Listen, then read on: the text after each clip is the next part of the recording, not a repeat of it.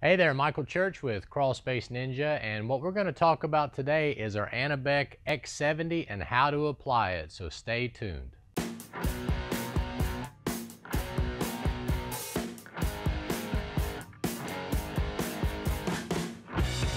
We get a lot of questions about how we apply the Anabec X70, but before I get into that, I just wanted to make sure that you check out the description below because we're going to put a link to the Anabec X70 in the description, as well as some links to our airless sprayers that we recommend.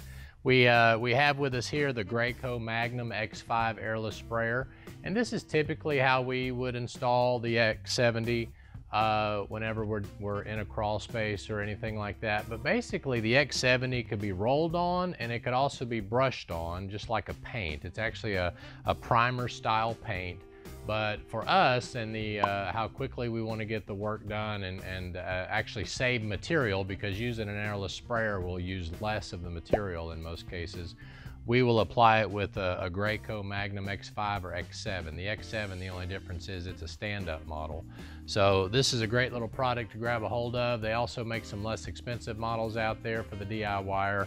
But the X70 is a great product. It's a mold preventative as well as a moisture barrier. So you want to make sure that you have the mold removed and disinfected before you apply the X70.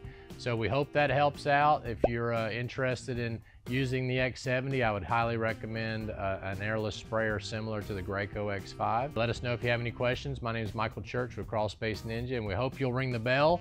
Apparently YouTube's doing this bell ringing thing now, and subscribe and like our video down below, and be sure to check out the description for links to all this stuff. And we just want to thank you for watching. Hope you have a great day and a blessed day.